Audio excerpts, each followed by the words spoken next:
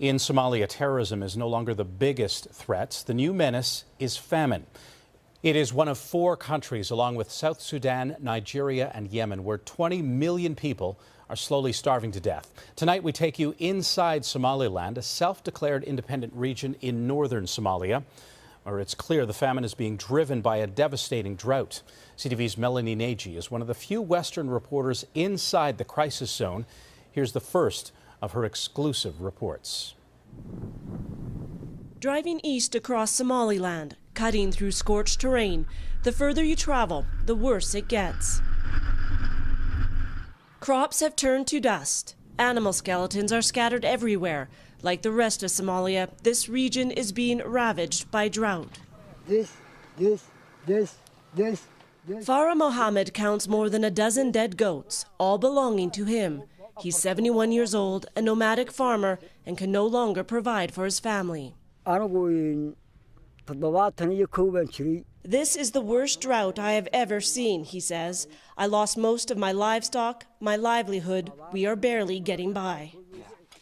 According to the United Nations, more than 6 million people in Somalia don't have enough to eat. That's more than half the population. And after years of little to no rain, they also don't have enough clean water.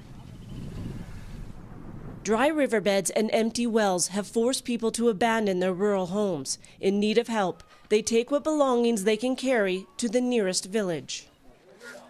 Without water, Hawiya Ahmed knew her children would die. Desperate for help, she trekked for days to live with relatives. For now, the village they live in has access to water. We share what we have, she says, but we still don't have enough. Everyone is hungry and worried. Humanitarian groups like Save the Children are scaling up efforts to help those in need. But in parts of Somalia, there's a constant threat of violence from the designated terrorist group Al-Shabaab. They block the humanitarian aid. The movement is limited, so there is a bigger problem happening there. Patricia Erb, a longtime children's advocate, traveled from Toronto to assess the drought.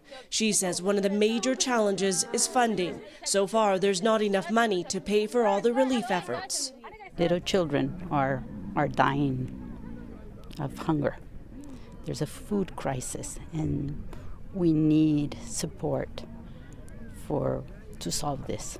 And if the drought wasn't devastating enough, this fragile country is also facing an outbreak of cholera and tuberculosis, diseases that are spreading rapidly and further weakening millions of people struggling to survive.